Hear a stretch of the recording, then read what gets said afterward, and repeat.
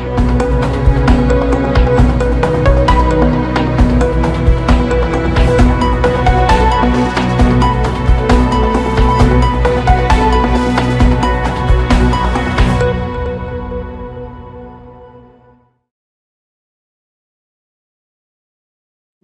मैं मोन्टू राजा anti corruption India से स्वागत है आपका। जैसे कि आपने देखा परसों जो घटना घटित हुई है, घटना ही कहेंगे कि एक धर्म संसद करी जाती है जंतर मंतर पर और उसके बाद उस मंच पे जो यहाँ मंच आप देख रहे हैं, उस मंच पे चढ़ के कहा जाता है कि चाकुओं से कुछ नहीं होगा, गोलियां मारो क्रिश्चियनों को और मुसलमानों को। तमाम भगवाधारी वहाँ पे आए थे, हमारे साथ खास मेहमान हर्षानंद स्वामी जी मौजूद हैं, वो भी एक भगवा धारण करते हैं। तो स्वामी जी आज आने का कारण ये है कि परसों यहाँ पे धर्म संसद हुई। सवाल पूछा गया कि हिंदू राष्ट्र की मांग हो रही थी। हम आपसे भी जानना चाहेंगे हिंदू राष्ट्र की जो मांग करते हैं, आप क्या सोचते हैं? क्या होगा हिंदू राष्ट्र की जो मांग कर रहे हैं, उनसे क्या सोचते हिंदू हैं आप? हिंदू तो एक जीवन पद्धति है। जी, जिसका मन, वचन, कर्म एक है, वो हिंदू है। चाहे वो मुस्लिम हो, सिख हो, ईसाई हो, जैन हो, बौद्ध हो, यहूदी हो, पारसी हो, उससे क्या फ़र्क पड़ता है? जो मन, कर्म, वचन एक कर सकता है, वो हिंदू है। वो एक जीवन पद्धति है। इसका धर्मों से कोई लेना-देना नहीं है।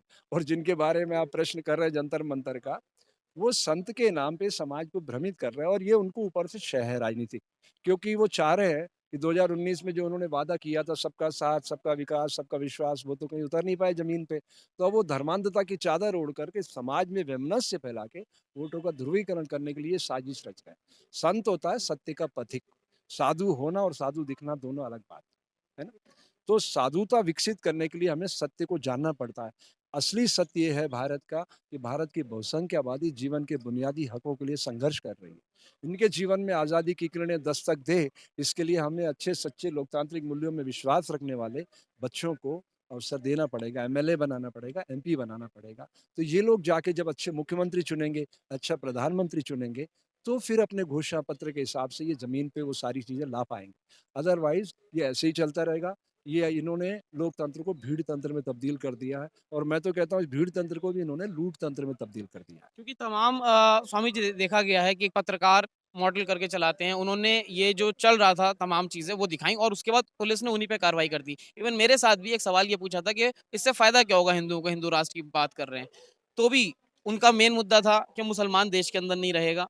जो मुसलमान है या फिर जो और हैं, जो हिंदू धर्म को नहीं मानते हैं, उनसे उनका वोटिंग का अधिकार छीन लिया जाएगा। ये उनको नागवार गुज़र गई बात। तो बहुत सारे वो भी भगवा धारी हैं, तो उनको क्या कहेंगे? मैं देश के सब जो दूसरे धर्मावलंबी हैं, चाहे मुस्लिम भाई हैं, ईसाई हैं, जैन हैं, बौद्ध हैं, यहूदी हैं, पारसी हैं, सिख हैं, उन सबसे प्रार्थना करता हूँ कि इस तरह का ये ड्रामेबाज़ी होगी चुनाव से पहले, वातावरण को दूषित करने की कोशिश करेंगे। आप खुली सोच रखिए, क्योंकि भारतीय जनतंत्र जो है वो आपकी वोट की शक्ति से प्रकट होता है और ये वोट के ध्रुवीकरण के लिए सारी साजिश की जा रही है। ये प्रजातंत्र की जड़ों पे तेजाब डालने की साजिश है, इससे एक अच्छे लोकतंत्र का निर्माण नहीं हो सकता। लोकतंत्र के लिए अगर हम चाहते हैं कि भारत दुनिया का सर्वश्रेष्ठ लोकतांत्रिक देश बने, तो हमें अपनी सोच को बड़ा करना पड़ेगा। आप जानते हैं ब्रिटेन के अंदर जो इस समय ऋषि सुनक है प्रधानमंत्री, वो भारत का एनआरआई है और जो कमला हैरिस है उपराष्ट्रपति अमेरिका की, वो भारत की एनआरआई है। तो ये लोग जब उस खुले आकाश में पहुँच गए हैं, जहाँ से दुनिया संचालित होती है और हम कितनी संकीर्णता के साथ काम कर रहे हैं, सोचने की बात है। हम जो है गंदी नाली के कीड़े बन के सड़ान फैलाना चाहते हैं समाज में। मैं हिंदू, मैं मुस्लिम, मैं सिख, मैं ईसाई, मैं जैन, बौद्ध, यहूदी, पारसी। अरे ये मत मतांतर तो ये तो खूबसूरती है प्रकृति की। यही तो लोकतंत्र की शक्ति है भारत की। भारत जो है विविधता में एकता, डाइवर्सिटी में एक यूनिटी की बात करता है। भारत अभी दुनिया का सबसे नंबर 1 देश बन सकता है लोकतांत्रिक, लेकिन ये सबसे फिसड्डी बनना चाह रहा है। तो इसके लिए दोषी कौन है? आप और हम। जब तक हम अपने वोट का सदुपयोग नहीं करेंगे, इसी दिशा में बढ़ते चले जाएँगे। मीडिया पे ही कार्रवाई हो रही है, रिपोर्ट दिखाने पे मीडिया पे केसेस लग रहे हैं, नोटिस जा रहे हैं पुलिस की तरफ से और वो हिंदू धर्म के बारे में जानते नहीं है क्योंकि मैंने पूछा था कि आप बाबा होके, एक साधु होके, संत होके आप इस तरह की बात है कर रहे हो, तो उन्होंने कहा कि जो बाबा होते हैं, जो स्वामी होते हैं, उनके एक हाथ में शास्त्र होता है, तो दूसरे हाथ में शस्त्र होता है। कितना मानते हैं इसको? बिल्कुल सही बात। शस्त्र और शास्त्र दोनों का नियोजन है, संत। लेकिन संत सत्य का प्रतीक होता है। आपने शास्त्र का इम्प्लीमेंट करके देख लिया क्या? शस्त्र तो बाद में आएगा। पहले शास्त्र को हृदय परिवर्तन की बात करो जो गौतम बुद्ध कहते थे। हृदय परिवर्तन हमारे यहाँ तो वसुधैव कुटुंबकम की जो अवधारणा है, वो 2 महान पुरुषों से निकली, वाल्मीकि महाराज। वो डाकू से संत बने। हुँ। और अंगुलीमाल का हृदय परिवर्तन किया गौतम बुद्ध ने। तो ये 2 महान आत्माओं ने हमें संदेश दिया है शास्त्र का। क्या उस शास्त्र के नियत हम चले हैं 10 कदम? हमने भारत के लोगों का हृदय परिवर्तन की कोशिश की। 80% हम कहते हैं भारत में कि हम हिंदू हैं, 20% मुस्लिम हैं, मान लो। तो 20% हम छोटे भाई को नहीं सँभाल पा रहे हैं और दुनिया के विश्व गुरु बन जाएँगे? सोचने की बात। अखंड भारत की बात करी जाती है, उसमें तो और 7-8 कंट्रीज़ आ जाएँगी भारत में। वो उसमें मुस्लिम मुस्लिम जो लोग हैं, उसकी आबादी बहुत ज़्यादा है। जब 14% से इतनी परेशानी है कुछ ऐसे लोगों को जिनकी ऐसी मानसिकता है, तो जब ये परसेंटेज बढ़ जाएगी, तो क्या होगा? ये मुंगेरी लाल का हसीन सपना है। हर देश अपने संविधान से चलता है और वो इस्लामिक राष्ट्र बन चुका है पाकिस्तान, बांग्लादेश बन चुका है। उनकी सबकी अपनी संवैधानिक व्यवस्था है। वो अब पीछे नहीं हट सकते ना, कोई बदलाव हो सकता है। हमें अगर भारत को 80 करोड़ लोग झोला-छाप बेचारे गरीबी के जीवन जी रहे हैं, उनका जीवन बदलने पे फ़ोकस करना चाहिए। ये फालतू समय बकवास करके समय खत्म नहीं करना चाहिए। समय से मूल्यवान संसार में कुछ भी नहीं है। और ये लोग अपनी ज़िम्मेदारी का निर्वाह करेंगे तो इनका जीवन बदलेगा। इनका जीवन बदलेगा तो एक अच्छे राष्ट्र का निर्माण होगा। हमें इस पे काम करना चाहिए। सारी दुनिया का लीडरशिप कर सकते हैं लोग। हर इंसान अपने 2 हाथ और 2 पैर और अपना भाग्य लेके आता है। हम उन्हें स्किल्ड नहीं करेंगे, उन्हें ट्रेनिंग नहीं देंगे तो एक अच्छे राष्ट्र का निर्माण कैसे होगा? अरे वो तो ठीक है, आप अखंड भारत बनाना चाहते हो, आप सारी दुनिया के गुरु बनना चाहते हो, पर एक सही कदम तो उठाओ। आप जड़ों पे तो लोकतंत्र की तेजाब डाल रहे हो। जब लोकतंत्र विकसित नहीं होगा तो सारी दुनिया आपको कैसे सलाम करेगी? सलाम करने के लिए आपको बड़ा बन के दिखाना होगा, बड़ा दिल करना पड़ेगा। आप तो इतने छोटे दिल वाले हो, आज अमेरिका में कमला हैरिस उपराष्ट्रपति है, भारत की रहने वाली बच्ची है। ये ऋषि सुनक भारत का बच्चा है, ये वहाँ कैसे पहुँच गए? उनके पास इतनी खुली सोच है।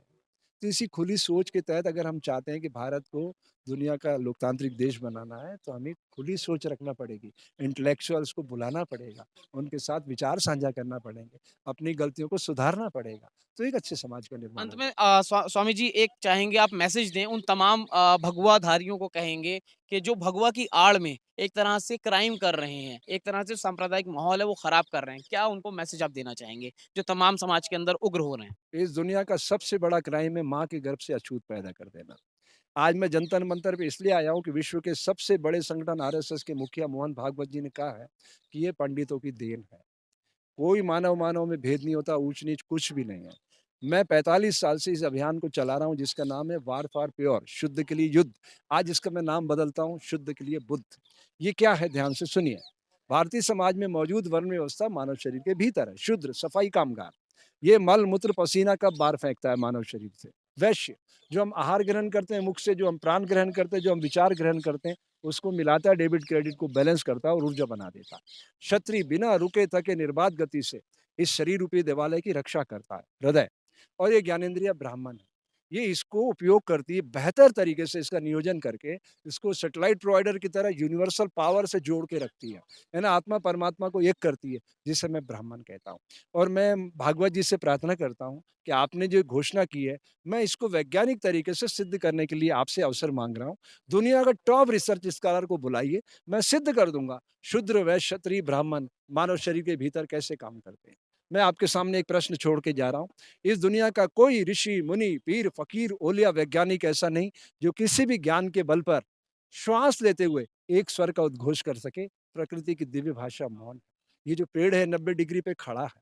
हम उसी 90 डिग्री पर चल फिर रहे हैं। हम उसे कार्बन डाइऑक्साइड देते हैं, वो हमें बदले में ऑक्सीजन देता है। दिस इज़ योग। योग का जनक भारत है।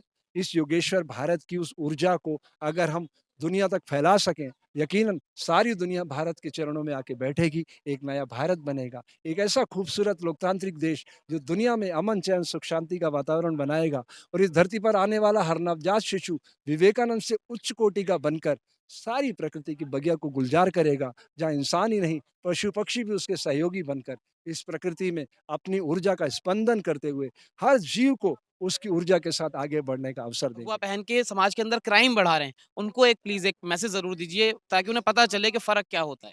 ये जो रंगों की भाषा डॉक्टर सीवी रमन ने 1930 में दी थी, ये भगवा कलर सूर्य भगवान का कलर है।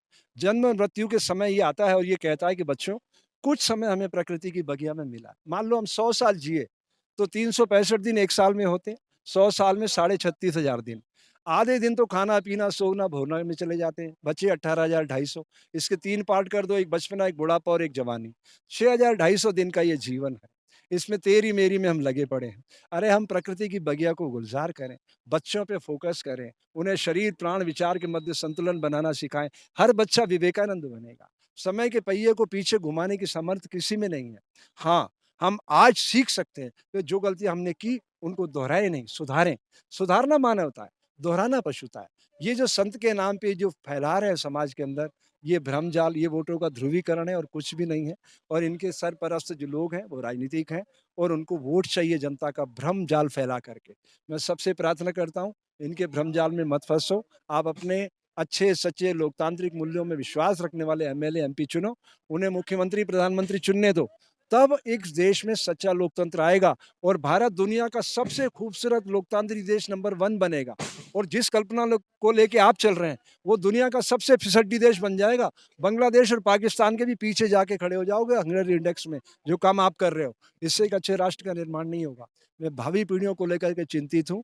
मैं योग विषय का विद्यार्थी हूँ। मैं जानता हूँ योग जोड़ता है, तोड़ता नहीं। अगर आप तोड़ने की साजिश कर रहे हो राजनीतिक षड्यंत्र पे, तो ये देश को तोड़ने की साजिश है। प्रजातंत्र की जड़ों पर आप तेजाब डाल रहे हैं। इससे एक अच्छे राष्ट्र का निर्माण नहीं होगा। इसलिए खुद भी सुधरिए, समाज को सुधारिए, यही आपका धर्म है। धर्म ये संदेश देता है कि व्यवसायी उद्योग की उन्नति करे, शिक्षक समाज का निर्माण करे, सैनिक राष्ट्र की रक्षा करे और साधु समाज की सोई चेतना को जागृत करे, तो एक अच्छे राष्ट्र का निर्माण होगा। धन्यवाद। जय हिंद, जय भारत। तो तमाम जो बात है वो आपने सुनी। जो स्वामी हर्षानंद थे, एक भगवाधारी हैं, उन्होंने बताया परसों इसी जंतर मंतर पे, संसद से कुछ ही दूर पे, यहाँ पे मारने काटने की भगवाधारी बात कर रहे थे। एक 82 साल अपनी उम्र बताने वाले कह रहे थे मैंने 80 लोगों को मार दिया है और छुरी से कुछ नहीं होगा, गोलियां चलाओ, क्रिश्चियंस और मुस्लिम को मारो। इसी संसद से एक दिन पुरानी बात है, वो बात हो रही थी और मीडिया अगर दिखा रही थी तो प्रशासन उसी पे कसाई कर रहा था, मीडिया की चूड़ियां टाइट कर रहा था। एक भगवादारी से ही आपकी बात कराई, आपने सारे विचार सुने। इस पूरी जो चर्चा है उस पे आप क्या सोचते हैं? कमेंट द्वारा अपने विचार हमसे आप साझा कर सकते हैं। अगली अपडेट के साथ आपके सामने फिर प्रस्तुत होंगे। नमस्कार। सब्सक्राइब करें हमारे YouTube चैनल को और बने रहें हमारे साथ।